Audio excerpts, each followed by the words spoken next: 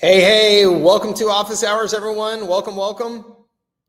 If you can see me and hear me okay, I'd appreciate you letting me know in the comments.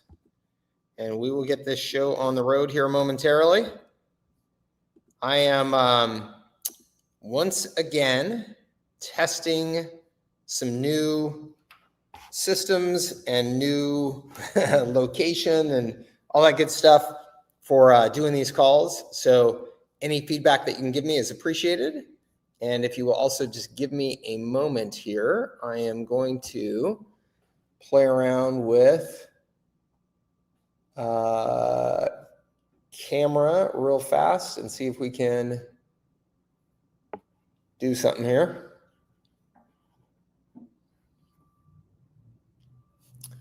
To have the best picture quality that we can.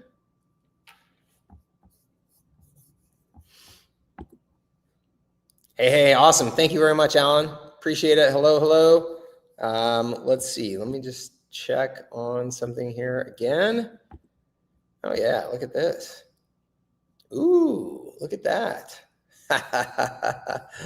So we can do either that view or we can do the other view more up close, whichever one, or I can move this right over here.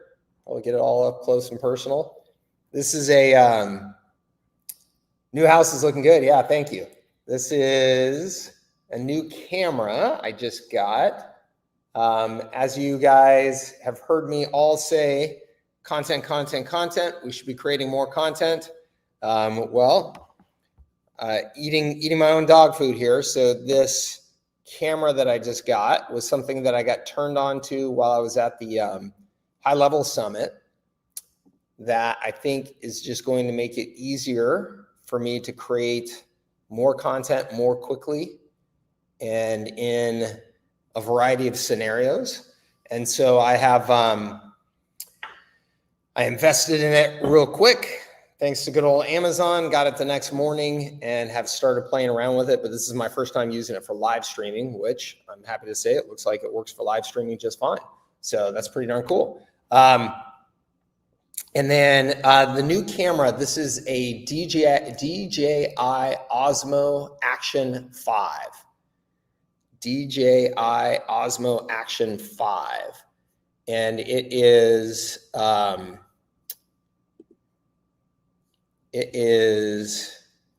really slick. Lip sync is slightly out. Yeah, that's interesting. I'm not sure why that is. But the audio, yeah, it does seem like the audio and the visual of my mouth are a little bit off. Which again, I don't know why that would be. It's directly hardwired into my laptop. Interesting. But actually I wonder, we could try another gadget if we want to here. I'll just stick with what I'm doing. So this camera, yeah, it's meant for, it's called an Action 5. It's got real good stabilization capabilities to it. So it's used by lots of content developers or content creators that are in action sports and things like that, mountain biking, skiing, because it's supposed to be really good at that. I will absolutely use it. I'm looking forward to using it like on the ski slopes and stuff like that to get some footage. And when I'm hiking, definitely when I'm traveling. But I primarily got it just for the basics of creating more content quickly, because what I found is that even though the iPhone is amazing, the quality of it is amazing, but if you want to, put it on a tripod, plug in the mics, things like that, it can take just a little bit more setup than something like this. And just that little bit extra friction will get in the way of creating content, right? I mean, it's one of those things where if you have any reason not to create content, you're pretty much gonna find it and use it. And so I want to make sure that I don't have any reason at all to create the content. And so this camera, I can't show it to you, but it's only about that big. It's tiny. But it shoots in 4K. It's got all these stabilization features in it. It's got a real long battery life. I can put, an SD card in there so I can record, 500 gigs worth of footage on a little SD card. Very easily import video from or pictures onto your phone from it using an app. And then also can just do a direct import onto your computer by plugging in USB C to C. So, and it's got screens on both sides of the camera. So even though it's this tiny little thing, it's got all of these capabilities. So it's got screens on both sides of the camera. So when you're doing video like this, I can see me. I can see what I look like to you, which, anytime you're doing like any sort of selfie content, direct to video, it's really, really nice to have that capability so that you can actually see what you're shooting, make sure you're in the shot, the way that you want to be in the shot. You can see anything going on behind you, that type of thing. And then it's also got this just great magnetic attachment for a tripod, which is one of the other things. Like when you have to use a tripod to create your content, if your tripod is big and bulky and takes any extra steps to set up, it's just one of those things. Again, you'll find a reason not to create the content. So anyway, thank you for letting me experiment. I appreciate, and any feedback is certainly welcome. Welcome to Office Hours, everybody. Thank you very much for being here. I appreciate it always. And if you are new to Office Hours, this is pure Q&A. I don't have any agenda other than to try and be helpful. And I will field questions from the comments here, as well as invite. I'm going to put an invite link so anybody that's on the call that wants to join me on camera and have a conversation. For anything that is longer, more complex, requires more back and forth, we could screen share, anything like that, then you're welcome to use that link to come on. I see lots of questions coming in, which is fantastic. I'm going to get to those. Before I jump into the questions, though, I do want to take a moment here to provide some just brief summary of my takeaways from the HighLevel Summit. So the HighLevel Summit was just this last week in Dallas. I was there for the week. Phenomenal event. Again, they do such a great job with their events. They really put a lot of heart into it and trying to make it, the best event that they can. I thought it was great. I thought that the speaker quality and everything was improved this year, which was great. And it was awesome to connect with so many people, so many customers, business partners, members of the HighLevel team. I don't know how many thousands of people were at the event. 2,000, 2,500, something like that. It was a big event. So the major takeaway, and I guess it's a multi-point takeaway that I want to provide to anybody who is in the agency community, anybody who's working with HighLevel, considering working with HighLevel, that type of thing.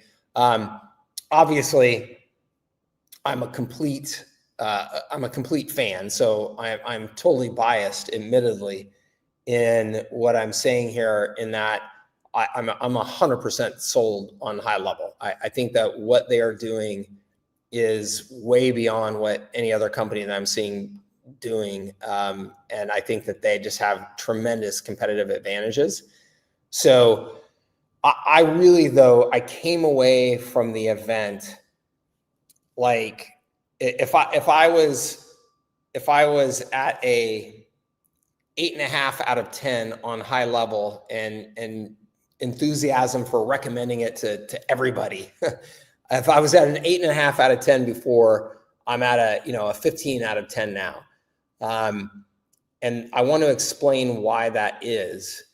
So the most important thing that I took away from this year and seeing all the new developments and new capabilities in HighLevel is that they are really, really incorporating AI throughout the platform in every way. And, there's risk right now, I think, in the business world of people who are not, especially in the software world, if you're a software business, of people who are not drinking the AI Kool-Aid fully or quickly enough. And so they're kind of dipping their toe into, hey, we're going to add some AI features here, to kind of maybe to make their product to seem a little more sexy or whatever it is. I think that anybody who's taking that approach is really putting their business at risk.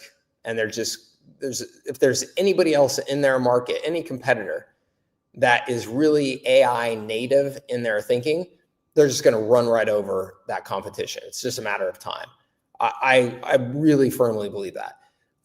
And so I was curious to see how much is HighLevel like really jumping into using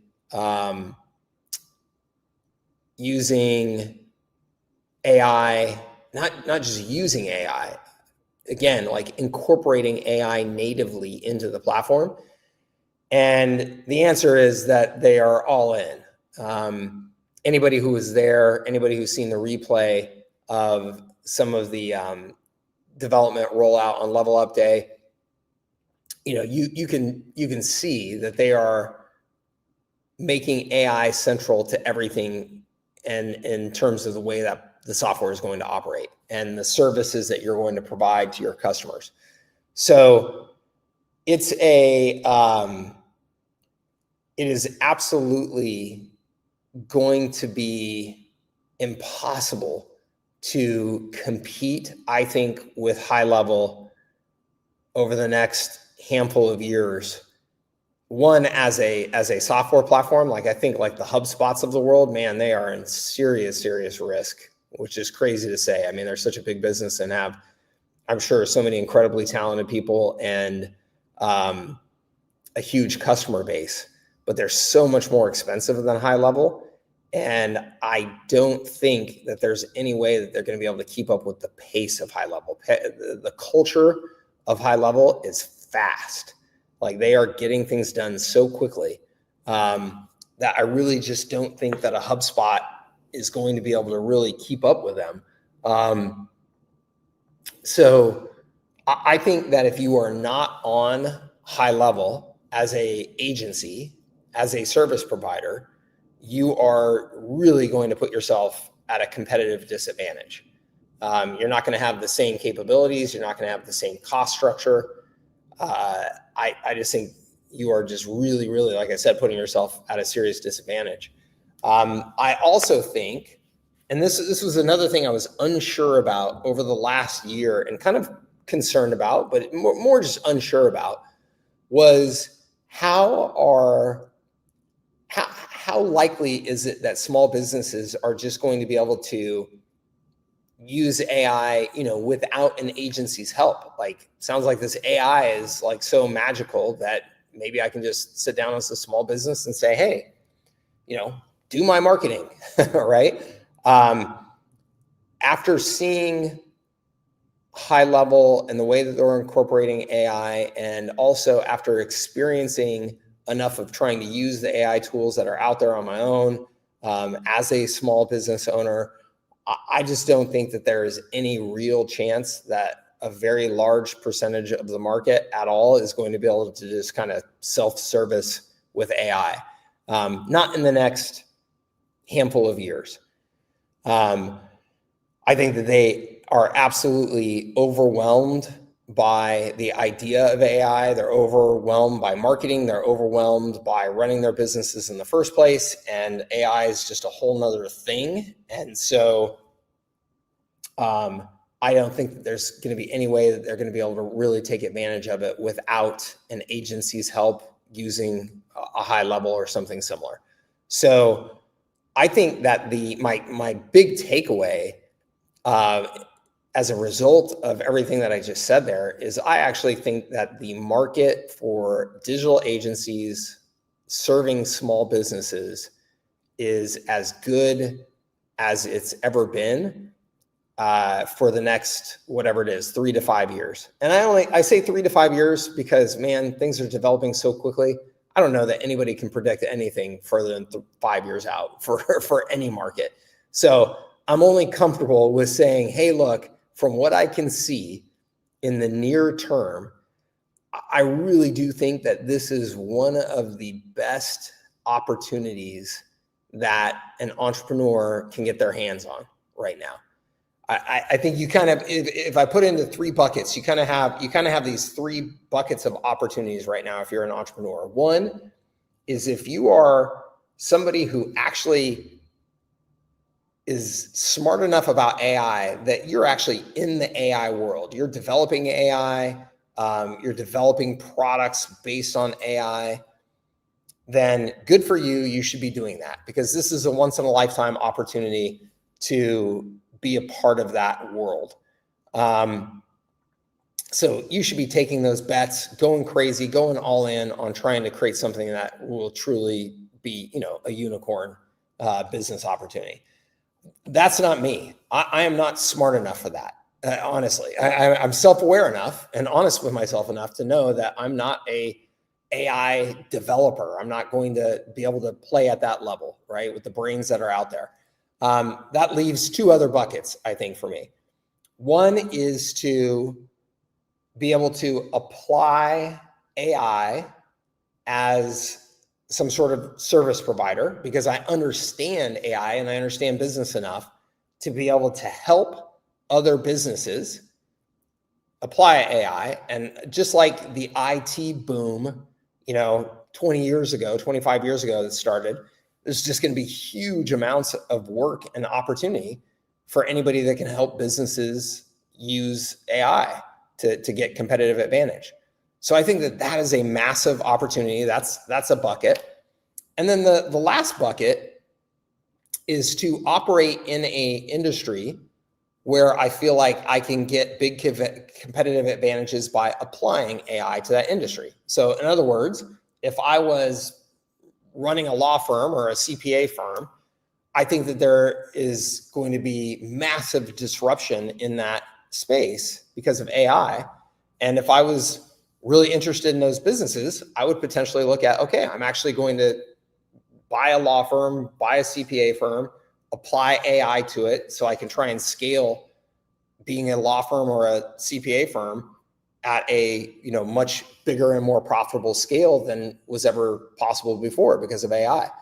And that could be in any industry. I mean, you could take it and you could apply it to so many different industries where it would be possible to apply AI and get just breakout opportunities from it.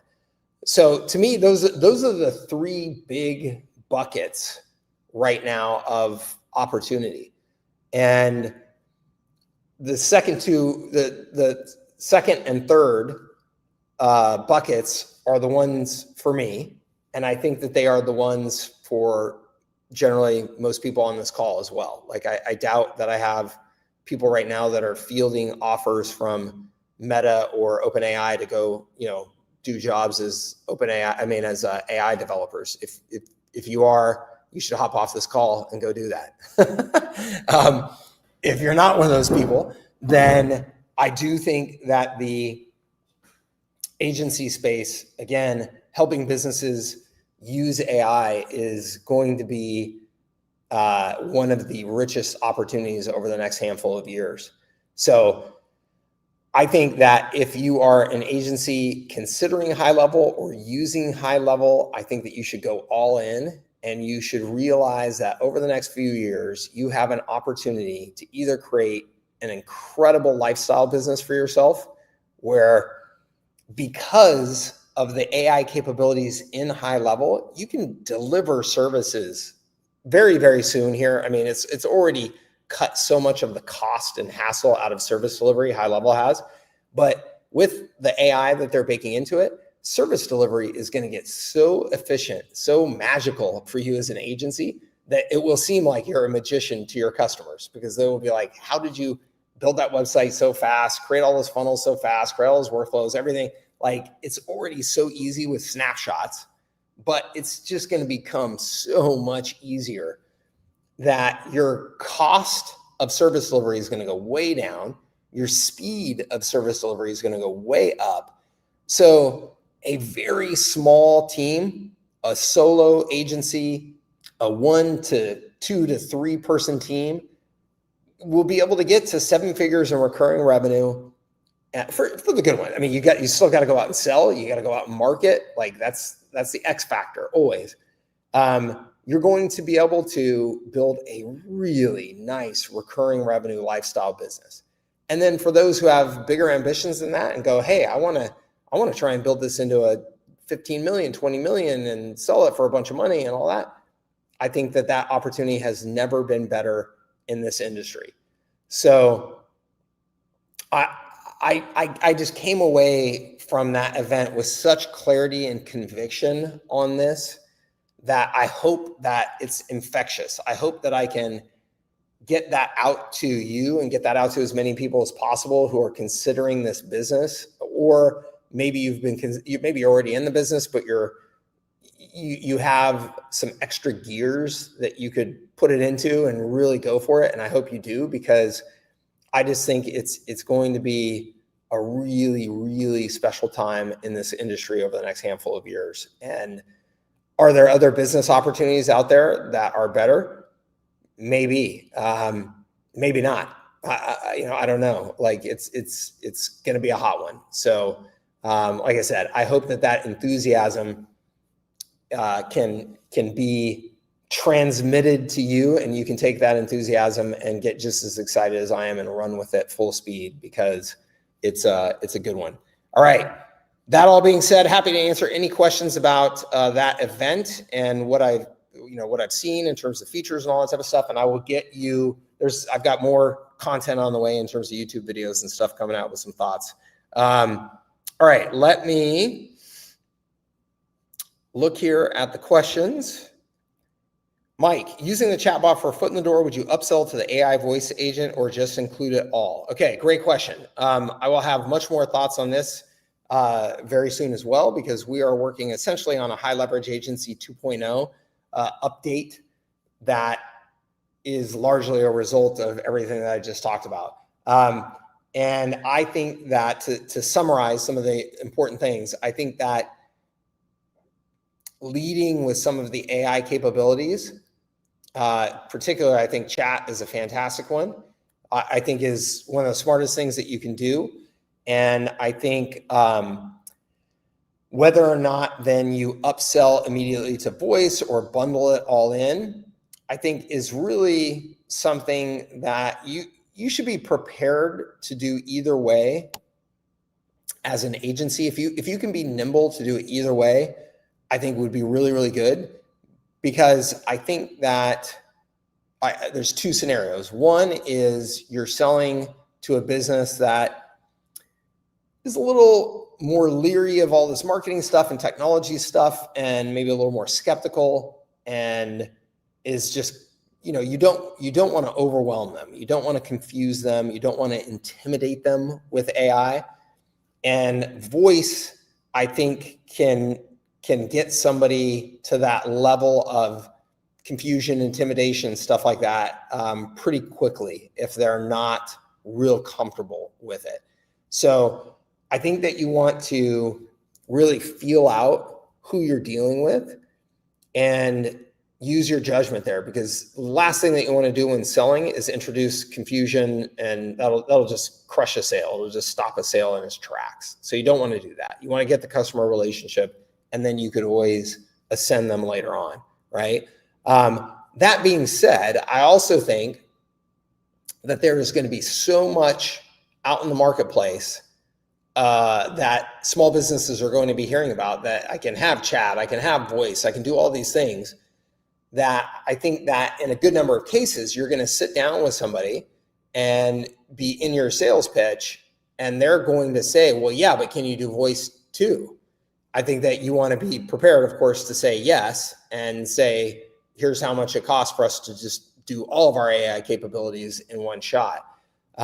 Because otherwise I think that you could lose those deals, because in their mind, they're thinking, oh, well, there's another service provider I could go and get the whole thing from, right? So I think that you want to be prepared to do both. And I think that there's going to be a lot of people who are intimidated and a little slower to adopt. I think that's probably the majority of small businesses over the next year are going to be, you should just sell them chat. And then once they're in, they're comfortable, they see the benefits, then come back to them and say, hey, look, we could be doing a lot more for your business. Let me show you. And then I think over the next 2 years, 3 years, whatever it is, as this stuff just gets to be more and more common and the message gets out, and they're hearing about it and they're hearing about success stories over and over again, then you're going to start seeing a greater percentage of people expect that you can do more than just chat, that you can do everything for them. Okay. So I hope that helps. I know it's I guess a little bit of a non-answer in that I can't tell you just do it this way. I really do think that you're going to be best if you can use your judgment there and be nimble. What snapshot should I use to start out if I want to use the R6 framework? Because there are 2 R6 specific snapshots. Yes. So no, they are not just the same. So the first one is a sales snapshot. It's meant for you to use for your agency. So to set up your website, to set up your sales processes, your marketing material, things like that, that's for you. And then there's a service delivery snapshot, and that is for you to use with your customers to actually deploy R6 capabilities at your customers, okay? So you're gonna use them both essentially right away, but one of them is for you. 5 of the 6, so reputation should be in there. The 6th, yeah, let me check on that. I know my team has been doing a lot of updates of the snapshot, and they've been doing a lot of, they're trying to reorganize and simplify things. So maybe something got goofed up there. So let me just check. Let me actually just send a message real quick.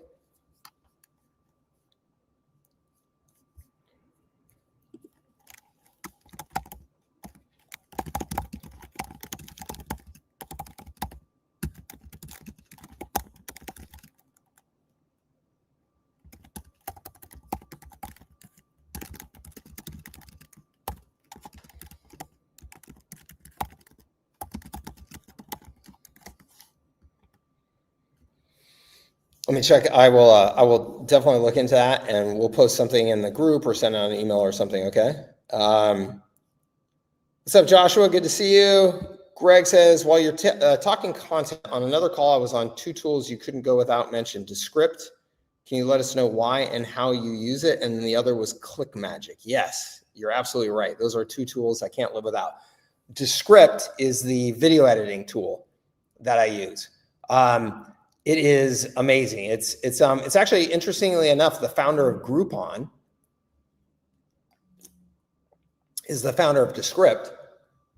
And what it does brilliantly is use AI to help you with your video editing, 1, and 2, it is a text-based editor. So in other words, if you're doing anything like this, where you're talking to camera and you want to edit, when you have the video inside of Descript, you are going to get a transcription of everything that was said. And then to edit the video, you just go and edit that transcript. So if I said, oh, the cat is purple right there, and I meant to say that the cat is black, I would just go into the transcript, see where I said the cat is purple. I would delete that sentence, and it would delete the video content as well. So when you edit the transcript, you're editing the video. It just makes it dramatically easier and faster to do editing that way.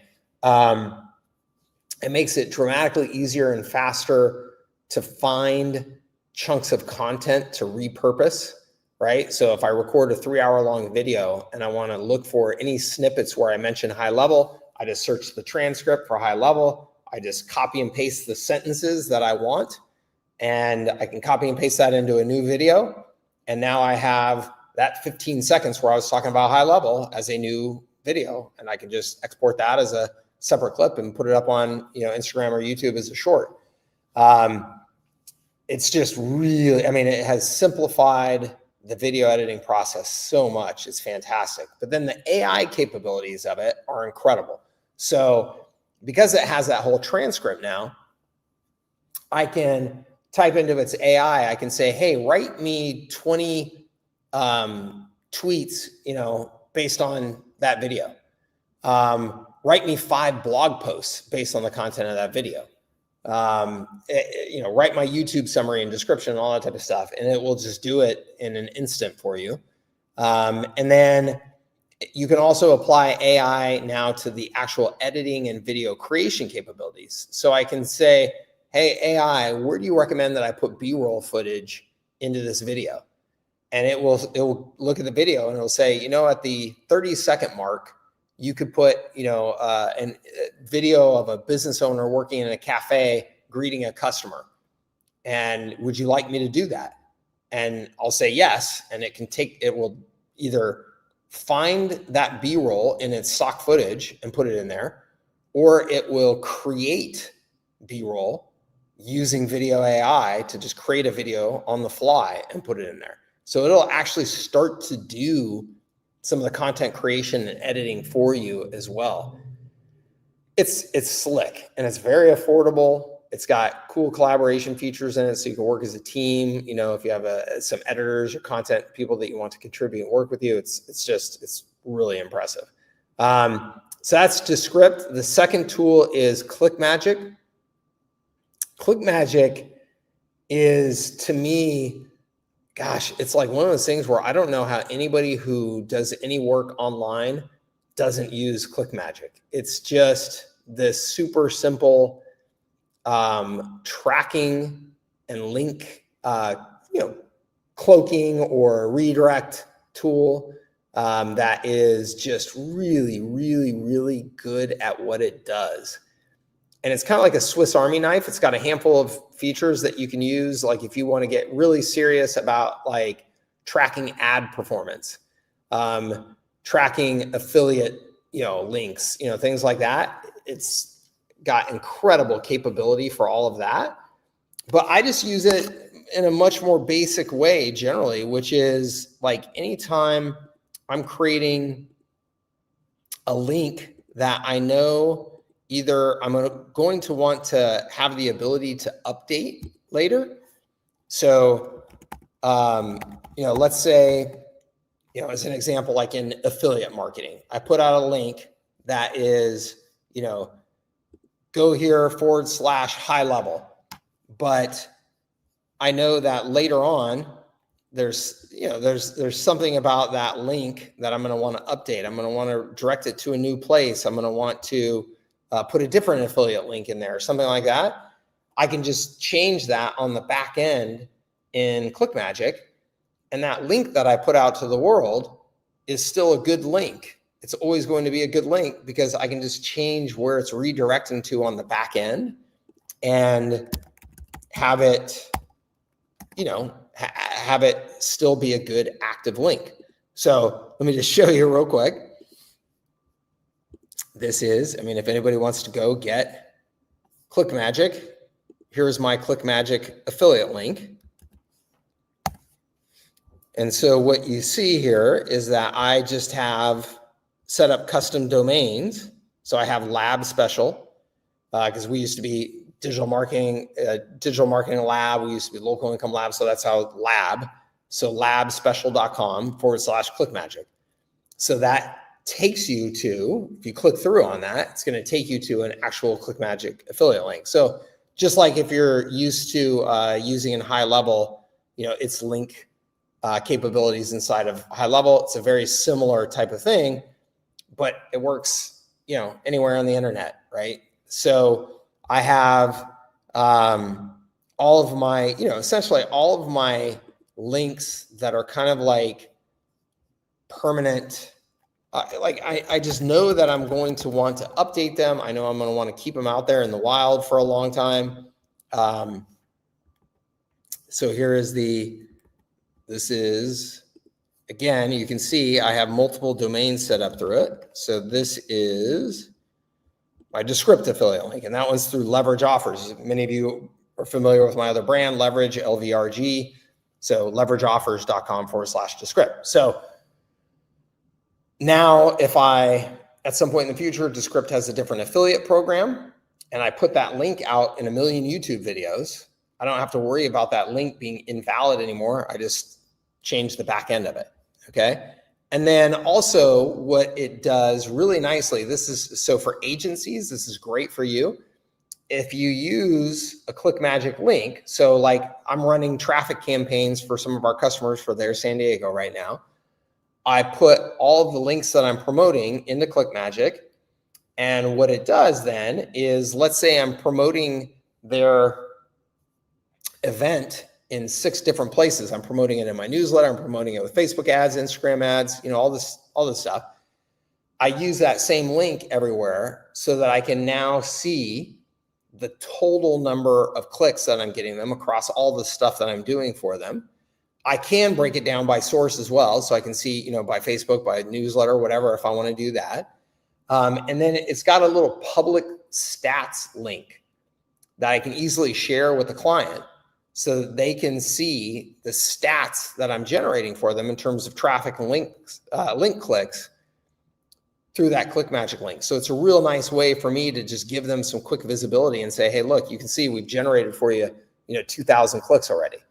So it's just it's super cheap. I don't even know how much it costs. It's like dirt cheap. It's awesome. Those are 2 tools. Yeah, I could not live without. And I know that there are competitors out there. So, those aren't the only tools in the game, but I got to say I've used ClickMagic,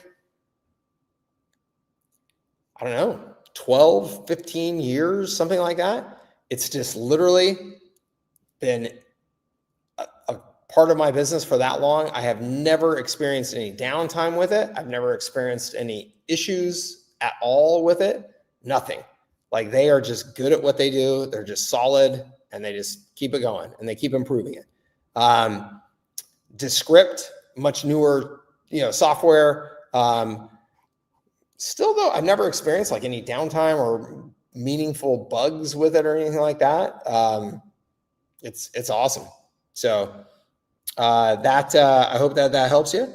Charles and Linda, good to see you guys. Said drink the Kool-Aid too. That's awesome. Nice. Texas, good to see you. Yes, absolutely. Let's see here. I ran the ad to the free guide Shook, and they replaced in C readiness following manga for monkey events with 2-day wait excluding weekends. The campaign ended. Now what? Should I have added more nurture? It was only to get them to book a call. Yeah, Alvin, I mean, good for you for running it. Yeah. So, I mean, if you've got some people on your list now, you just want to keep on nurturing that list. So you should be sending a newsletter out to your list, ideally once a week. But even if you were doing it twice a month, that would be okay. Every other week, nurturing them, adding content, giving them examples of why they should, or offers, giving them offers of services, giving them examples of how the R's apply to their business, just keep nurturing and educating. And then of course you can absolutely give them a call every once in a while, or, whatever prospecting mix that you want to deploy there.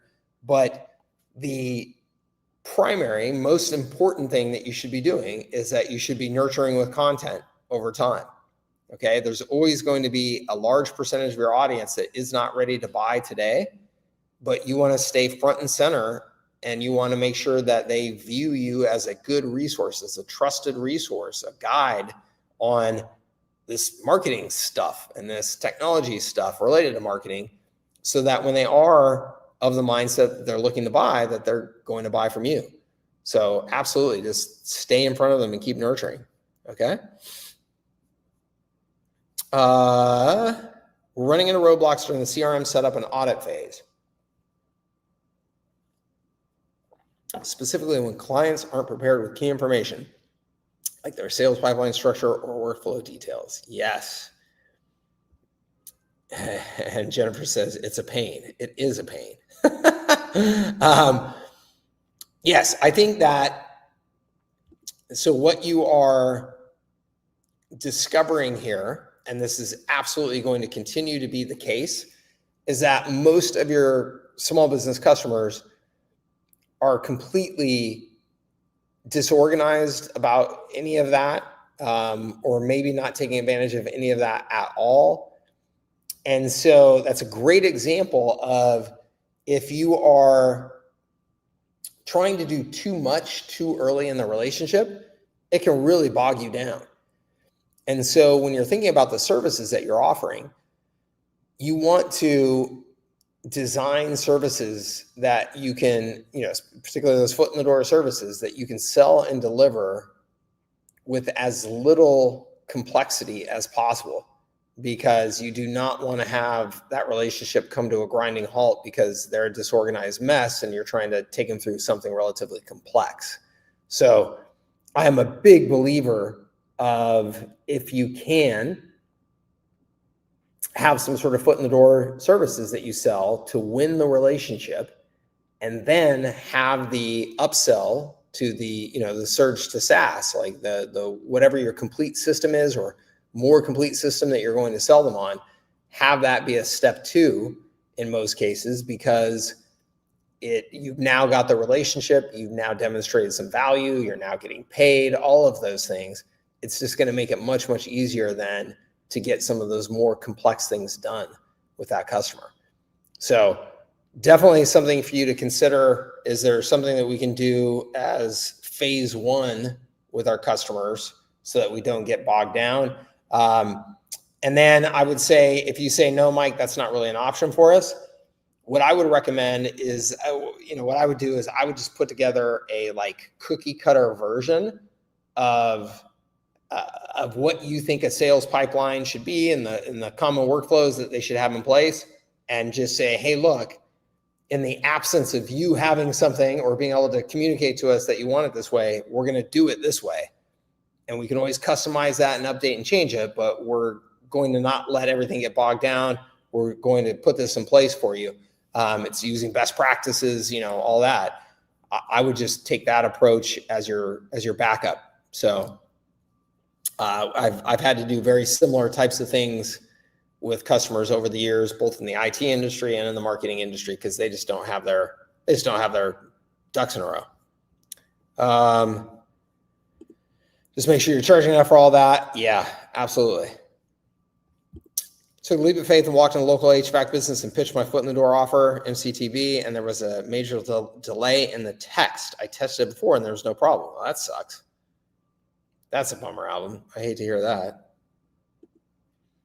Exactly what I've heard from a local business owner I talked to, overwhelmed and most afraid of AI. Hands are full running their business. Yeah, exactly. Just tuning in. Can someone recap the 3 buckets mentioned? Oh yeah. Cool. Thank you for recapping. We keep hitting delays during CRM setup because clients don't have their sales process. Oh, yep. There we go.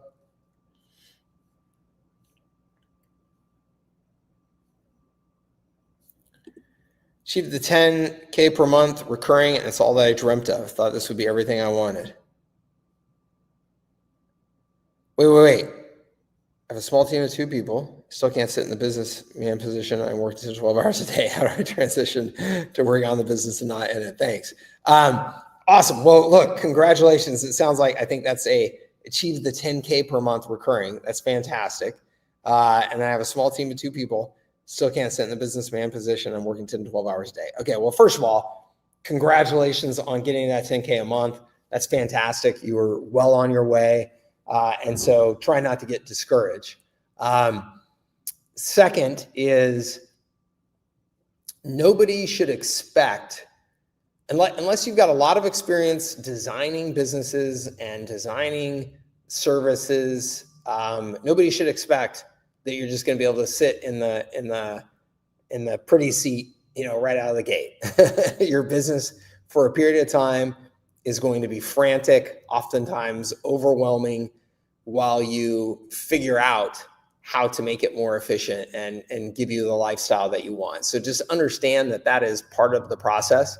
I have a ton of experience doing this stuff, and I would still expect that when I'm rolling out something new, there's just going to be a period of time where it's like, okay, we just got to push through a bunch of nonsense because there's just going to be a bunch of nonsense for a period of time. So just expect that, okay? That's just part of the game. That being said, what you want to do is you want to start now looking at what are the major bottlenecks? What are the things that are causing me to have to be in the business all day, every day? And look for the things where it's both time and valuable time being spent that you can, either create a process that another human being can do, that you can pay them to do it, or a process that you can ultimately automate so that you don't have to hire more people to do it. And sometimes that's a multi-phase thing. Sometimes you create the process, hire somebody else to do it, and then over time you figure out, okay, I can automate this now. Sometimes you can figure out that you can automate it right away, especially in today's world with all the technology we have. But you just want to start taking a very deliberate approach to where are these big chunks of time, stress, friction, things like that are pulling me into the business every day, so that you can start designing solutions to them. It's as simple as that. And I say simple as that. That doesn't mean that it's easy. Like I said, you're going to just have some junk that you have to push through, and it's just going to take some time, but you'll get there. You will. It's just keep your head down and just keep on going. And then I would say, as much as possible, while you are doing that, try not to introduce new things to your business. As much as possible, try and get the same types of customers over and over again. Try and offer only the same 3 service packages over and over again, right? Like, don't wildly introduce any other variables, because as you do that, you're just essentially creating a bunch of new friction points that you're going to have to deal with. So, just try and keep it consistent. And then, like I said, just create that list of bottlenecks and just, here's the biggest one right now. We're going to address that one. When you're done with that one, you move on to the next and just keep on going. Okay. I tend to do a bit of coaching session on the sales pipeline steps and the customer journey, and this usually helps where the customer is a bit vague. Yeah, absolutely. I think that you should expect that. Again, oftentimes your customers are not going to know anything about this stuff. They're not going to be educated on what is the sales pipeline? Why should I have a sales pipeline? What are the benefits to me? What data would be important at each step? I mean, planning on educating is absolutely key. Okay. What program is this in that I'm using right now? I'm using Streamyard, which is great. Nice, simple way to do these live streams. Started with ClickMagic. Awesome. What up, my man Dawson? Good to see you, bud. I will get to you here in 1 second. Yeah, it really is. Is there an automation you might have for processing monthly payments and so on if we're not at the full agency level subscription? No, I don't have anything that I've built specifically for that. No. I think you could do it pretty quickly with a workflow, but I haven't. Read the E-Myth. Yes, absolutely. That's fantastic advice. The E-Myth is absolutely the starting point for me in understanding to think of business as a system, as a collection of systems, and then to manage and optimize each of those systems. So it's a classic. Every entrepreneur, every small business owner should read the E-Myth. And in fact, I have encouraged you guys in previous content and calls to use the E-Myth as a key marketing piece for your agency to sell the concept of systems to your customers. And if nothing else, it's going to give you just a mindset approach that is going to be very, very helpful. Okay. Jennifer, I like that. Yeah, it's a great, and you can get through it very quickly. The brick walls are there for a reason. The brick walls are there to give us a chance to show how badly we want something. Yeah, I like that. If we are focusing on selling the system, which clients will be doing their own work, spending time with them, training is becoming a bottleneck. Do you have a preferred training system or outsource? I really think that the best thing that you can do here is create your own training content. If you look at like HL Pro Tools or Extendly, they're going to have some resources that you can take advantage of for sure. And I'm sure they are very good and you can find a lot of use for them. But I also think that you should just expect that because it's your customer base, your services, that there is some uniqueness to what you're doing, that you should expect to create your own training content for them. And then you should just put it in a HighLevel membership site and then create that, availability for your customers and tell them, hey, here's all the training in here to use to make sure that you are, getting up to speed as quickly as possible. And then we have office hours calls every week. So do calls like this for your customers. Say Wednesdays from 1 to 3, we have open office hours where you can come and ask us any questions and we can walk you through how to do something, right? So that way you're doing your training at scale, right? Instead of doing any one-on-one stuff, you have a much more scalable approach to it, okay? Again, this is an area that you should expect that it's going to be much more time consuming and intensive at first.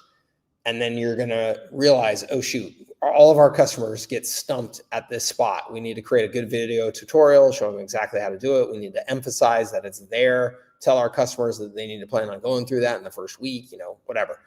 You're going to get that stuff figured out. It's just going to take some time. Okay. Why Streamyard over Zoom? Just in my experience, much, much easier to use, less expensive. And at the time, Zoom did not have full HD capability on their live streams unless you were paying like an arm and a leg. That could have changed by now. It should have changed by now. But Streamyard had HD, so my video quality could be much better. And it's just, I'm a big fan of like the tools that just do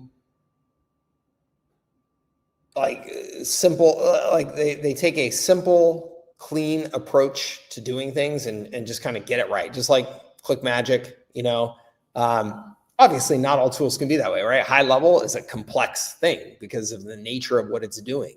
And they are trying to make it as simple as possible. That's a focus of theirs now, is how do we make each interaction as simple as possible? But it's a complex task. You're essentially trying to run everything at a business in one piece of software. Streamyard, I think, is a great example of a tool that they've just said, hey, we're going to do these handful of things and do them really, really well and keep it as simple as possible for you. And if you need all those other bells and whistles, you probably need a Zoom. But if not, you can come to us and it's going to be just nice and easy. And that's my experience, is it's just nice and easy. Hey, Bruno, of course I don't mind. That's what we're here for. How much would you suggest to charge for a client that has other brands or businesses for which they would like to have separate accounts? I would charge them just like I would charge any new customer. No, well, okay, so Bruno, would you give them like some big discount?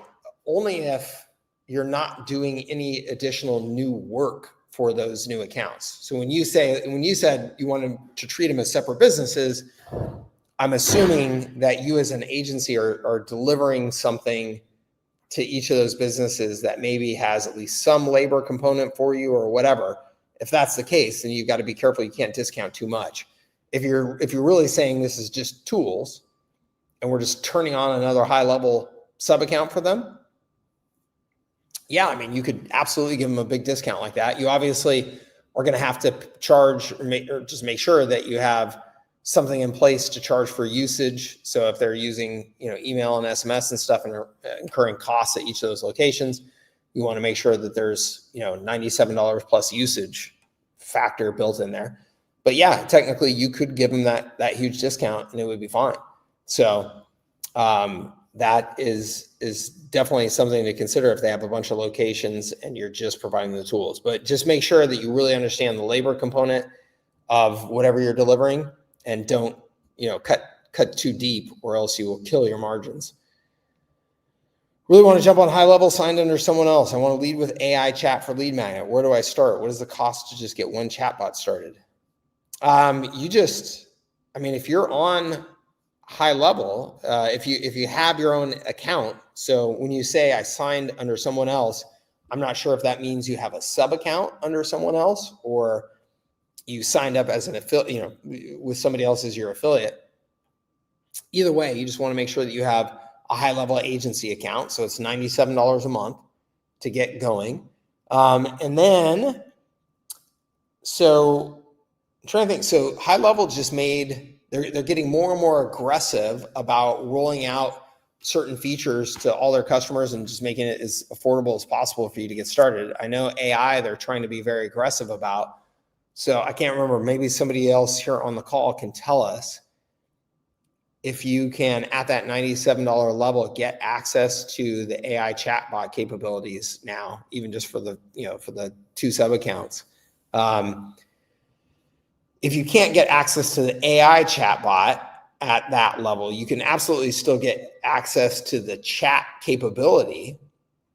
I just don't know, again, if you'll have the AI capability turned on, but what you should do is just get your account set up, get your agency site set up, start marketing the service as if you have it. And then as soon as somebody signs up, just make sure you've got the right account in HighLevel to then turn it on for them. So that may mean that you'll have to upgrade from 97 to 297. And if that's the case, just do it. You now got a paying customer. So, just go for it, but just get out there and start selling, hold on one second. I just jumped a bunch. I'm selling to home services and plan to add a paid marketing blueprint to help reduce churn. Is that too much friction? If not, how long of a sales process should I strive for? When you say a paid marketing blueprint to help reduce churn, I'm not sure I completely understand what it is that you're thinking about offering. When you say a paid marketing blueprint, is that a educational component? Like you're going to give them the blueprint on here's how you can do paid marketing? Or are you saying that you are going to provide paid advertising as a part of your service? Maybe you can clarify that for me, what you mean by that. Middle bottom of funnel before they're signing on to go to my ongoing services. Roll it into their search. Okay, got it. So you're asking how it would impact your sales cycle, and will it add too much complexity? I don't think it will necessarily add too much complexity. If you're doing it, well, hold on. Let me change that. The service delivery on paid advertising, I think you've got to be very, very thoughtful about how you're actually doing the service delivery side of it, or it can become a total mess. So as an example, I have there San Diego, my media business. I run paid ads for our customers, but I only run paid ads for our customers through our account using our brand. So it just makes it super simple for me to turn on ad campaigns, and manage those ad campaigns. So that's an example of the way I've taken away all of the bottleneck of having to connect to and manage other people's ad accounts. Okay. if I were going to connect to and manage other people's ad accounts, I would absolutely use a tool like UpHex, where UpHex has created just incredible efficiencies for connecting to a bunch of other people's accounts and then managing ad delivery through those accounts in a super efficient way. So I would absolutely look at like UpHex and follow their advice on how you structure your services smartly to be able to have that scalability. Because the service delivery side of it can get really bogged down, even if the sales side of it was not that tough, which I don't think the sales side of it, I don't think the sales cycle would be any longer than any other typical sales cycle. But the service delivery side of it can be a real mess. So that's my 2 cents worth there. I hope that helps you.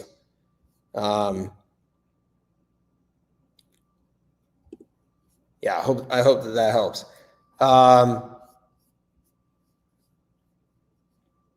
Trying to start a niche agency, and I hate cold calling. Oh, and actually, Joshua, let me add to selling it as an educational resource that they can take it and run with it on their own. I don't think it's a good idea. I mean, unless like the only that's a different customer. Like, you know, somebody in home services, one, I don't think too many of those guys or gals really want to sit down and run their own ads. And two, if they do, that's a different customer. Like, don't spend your time trying to go after those people. Go after the people who are just like, I don't know anything about ads. I need you to do it for me. Like those are the customers you're going for. Okay. Trying to start a niche agency, and I hate cold calling. Is cold email dead? Jennifer, I would not do 1 second of cold calling if I was starting a niche agency today, myself, personally. So I don't think that you need to cold call at all. Cold email is not dead. It is, you know, it's got a very low percentage rate of effectiveness because it is what it is. It's, you know, sending unwanted email into somebody's inbox, and everybody in the world is getting so much of that. And they've got so many filters in place to try and, you know, eliminate it. But it still works on a low percentage basis. And because it's so scalable and simple for you to do, you can still do it and it will work. Again, just low percentage basis. The reality, though, is that you should be using content marketing, running your own content, running your own ads, promoting that content to attract people into your sales pipeline. That is the way business is built today. It is a better way to build a business, both for you and the customer. Content is scalable, so you can write that excellent blog post or shoot that excellent video and promote the heck out of it to a bazillion people with just a tiny budget and no real effort. You don't have to sit and grind on cold calls. And it positions you better. Instead of being a pesky salesperson, you're now an authority, and it is better for the customers. The customers can now choose to opt in. It creates a totally different relationship, totally different dynamic. So I would absolutely say you do not need to cold call. I would not hire anybody to cold call. Good Lord, no, do not spend your money on that. Create content, market content, be an authority, do training webinars, things like that to attract people to you instead. Okay. Do I have an affiliate link for Streamyard? I don't think so. Thank you for asking. That's kind of you. I don't think I don't know if they have an affiliate program even. Let me just check and see. No, I do not, but thank you for thinking of me. I appreciate it. Very kind of you. No, you absolutely should not, Jennifer. Please take my advice on this.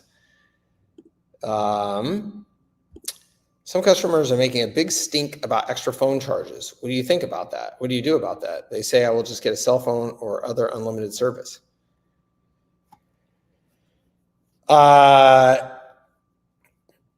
What do you do about that?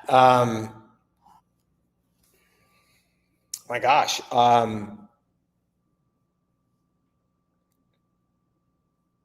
when they say that they will just get a cell phone or some other unlimited service, like,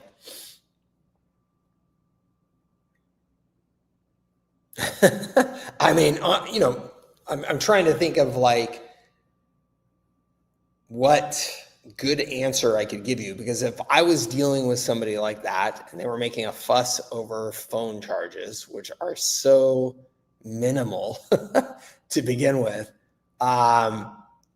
I think my response to them I would like literally give them the equivalent of a slap in the face, like in the conversation, and just be like, are you serious? Like, what are you talking about here? We're talking about maybe tens of dollars a month. And in exchange for that, you're getting complete integration of your phone calls into a business system that gives you measurability, automation to kick off campaigns and follow-up sequences and all this, robust capability at your business. And you want to trade that so you can save the tens of dollars a month to then manually take calls on a cell phone. Like, it just, there are certain people, like, to me, what this sounds like is if you're having that conversation, you are really not qualifying who you're spending time talking with,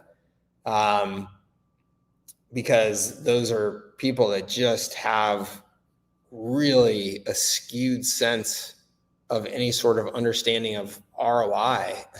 Like, and so look, this is one of the things that, two things. If you're going to work with small businesses, you need to understand how important it is for you to realize that a major part of your role is as an educator.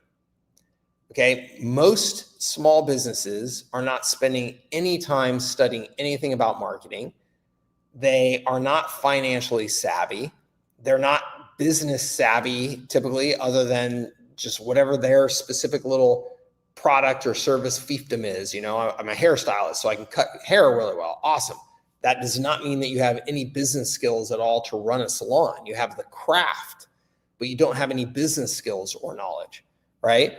So your role is to help lead them, to help educate them, to help clarify for them the things that they should be doing at their business that they're not currently doing that would help them get ahead. When you do that, one, you get in a totally different position with them and they will follow, right? And two, that it creates a service delivery environment where you have a lot more efficiency and control, because they are willing to follow your lead and they're not going to argue with you on every little thing, right? There's this trust that gets established that you're the expert, and so you're doing the expert things for me and I need to pay attention and listen. The second thing that you have to accept when you're selling to small businesses, serving to small businesses, is that there are a lot of small businesses out there that don't want to be educated, that they do not have a winning mindset. They do not have a competitive mindset. They are not trying to get better. They just want you to drop more money in their lap. And they don't want to have to put in any effort. They don't really want to have to make any changes. They don't really want to have to invest. They just want you to perform some sort of miracle and make them more money and give them more time off. You have got to be ready to walk away from those customers because they will ruin you. You will spend so much time trying to have conversations justifying X, Y, and Z that it's never going to do you any good. It's not you, it's them. And so you've got to be prepared to just walk away. That's a perfect example of the type of customer where I would just, hey, we're going to have this conversation one time. If it doesn't make sense, I totally get it. We're probably not the service provider for you. And I would have that conversation. And then I would just be prepared to say, okay, cool. I get it. Awesome. Good luck to you. If anything changes, let me know. And I would go about my business, move on. So you've really got to make sure that you qualify and that you're willing to walk away from those deals. Okay.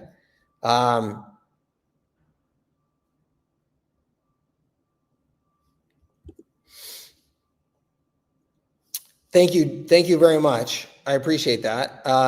You can just go to our HighLevel bonus page. So go to here, hold on.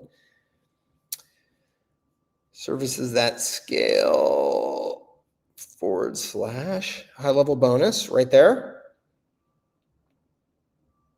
And you will see us, we have links to sign up for HighLevel all over the place. And right below those links are, if you want to upgrade, click this link. And so if you just go through and click one of those links to upgrade, fantastic.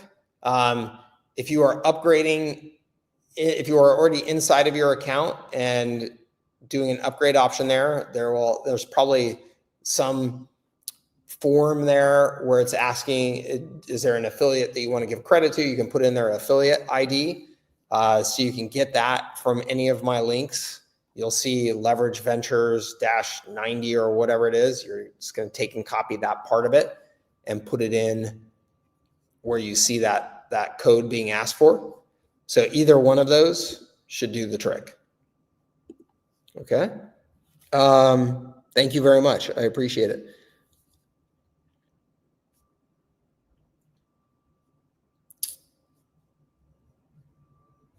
Let's see. Did you get the AI capability? And a lot of the AI employees' AIs are now free, like Workflow and Full and AI. Yeah, it's awesome. They definitely are doing everything that they can to be as generous with us as they possibly can with these features and push them down into, packages and price points where we can all be very aggressive with them. It's awesome.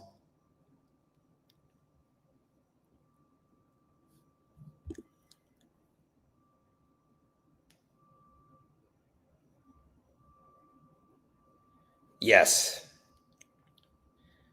Yeah, man, there's real risk that you run so there's a lot of other AI chatbot tools out there that are being sold that are not a part of HighLevel.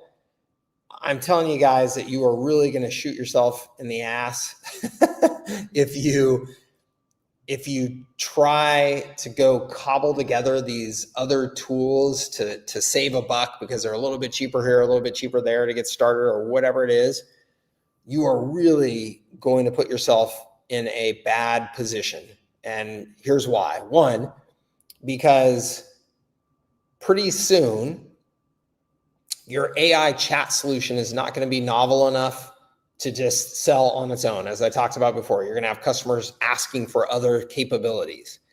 And if you do not have those integrated other service delivery capabilities, you're going to lose to the HighLevel agencies that have those things. Two, if you sell those things for a period of time thinking, oh, it's okay, I'm making a little bit more money now or whatever, I don't have to pay the $97 a month to get started with HighLevel or the $297 or whatever it is, at some point or another, if you actually are successful, you're going to have a bunch of customers now that are on a separate solution that in the future, when you drink the HighLevel Kool-Aid, which you will at some point, there's no way you're going to be in this business for any period of time and not. I firmly believe that. Now you're going to have to migrate those customers over to a new solution. Like, you just don't want to do any of that stuff. Get on the right platform now. And just be smart about making that investment now and get going the right way. I'm about to record a sales webinar to run evergreen and run ads and use organic social media outreach to drive traffic to it. Yes, I think that's fantastic. Yeah, I think webinars are still a great way to position yourself, educate, get people into your sales pipeline. I'm all for it. I love it.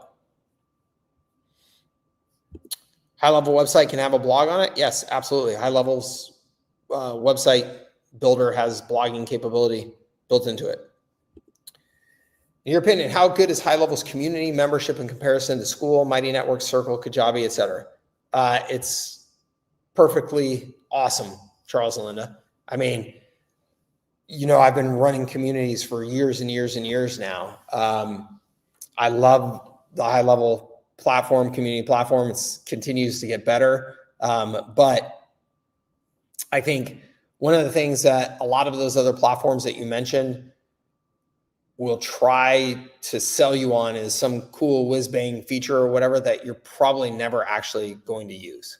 Like, building a community is hard. And really what matters is that you get enough people in there and that you are in there engaging with those people to make sure that there's conversation happening and people are getting responded to. That's really 99% of it. All the other gamification stuff and whatever, I would not be concerned about any of those bells and whistles. And HighLevel is building all that stuff into their platform anyway. And again, the integration capability. So the fact that you have everything in one platform, you can now give customers access to any of the membership area through their customer portal that is automatically created and turned on for them. I mean, all of that has such tremendous benefit that I don't know why at all anybody would be using something outside of it, to be honest with you.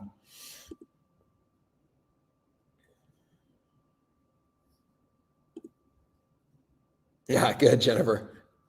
Yep.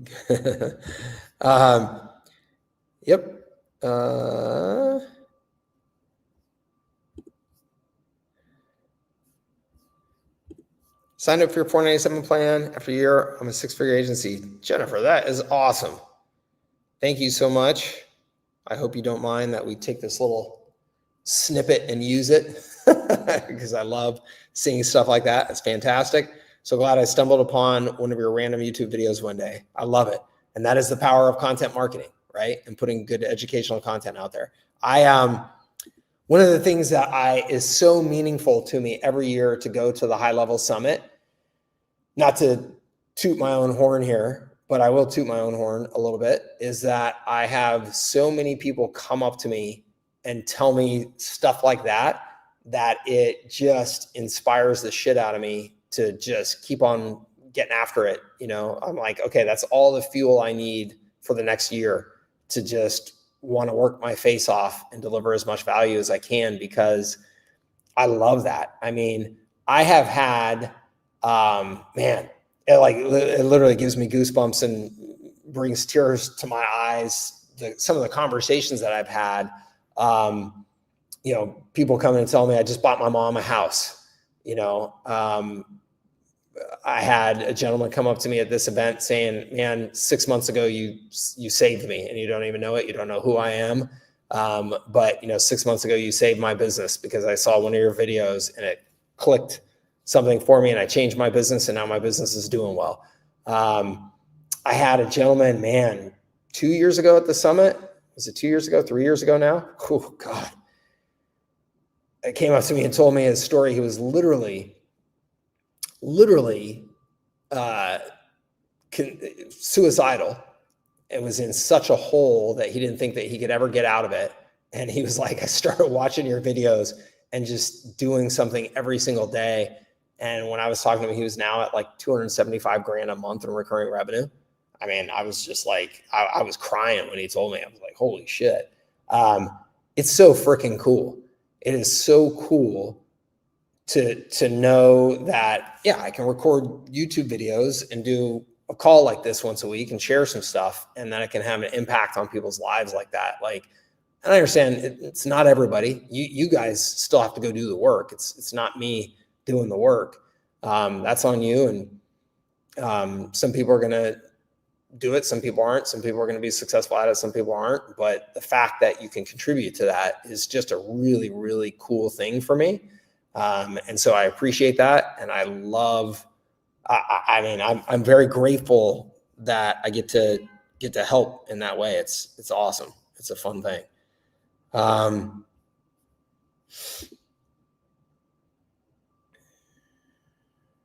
Anyone want to share how much they're increasing the cost 1.5 to 10x on GHL usage charges? Yeah, it's a good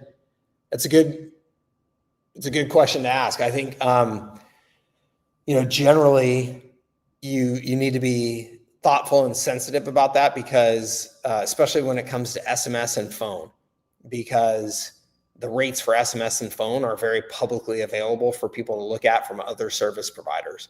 So you want to make sure that whatever you're doing as a markup on those is competitive, so you don't end up in the conversations like we were talking about earlier where you're having to justify how much you're charging for those things. So definitely want to be smart about that.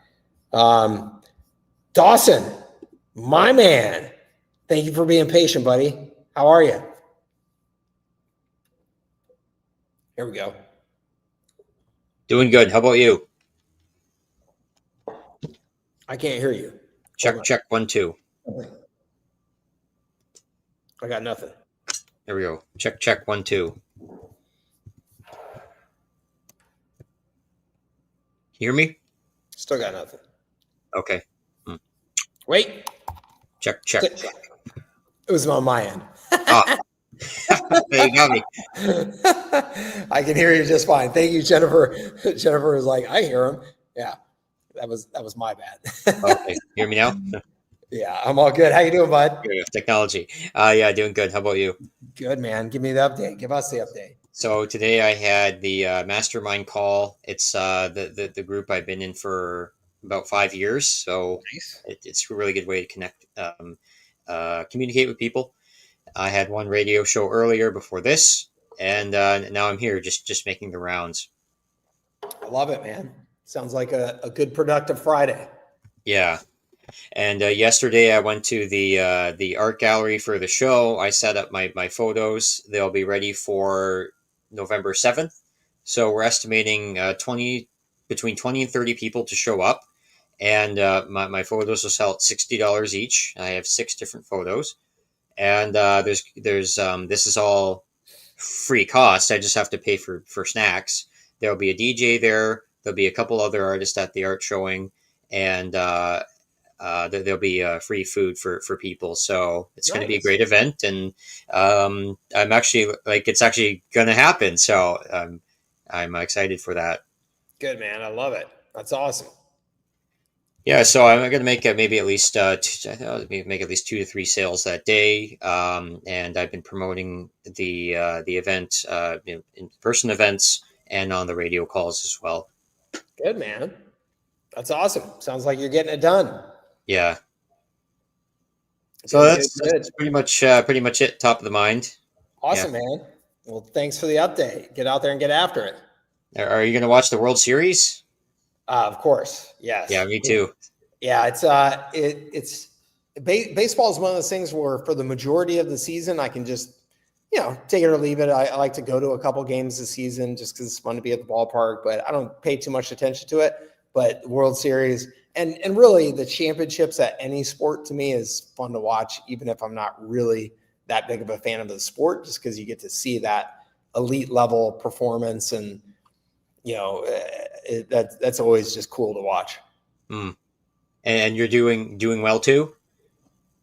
I'm doing fantastic. Thank you. Life is really good, and I am close to being settled in my new place. Still got more furniture coming. And then I am actually going to be investing in some art, Dawson. So I got to figure that out.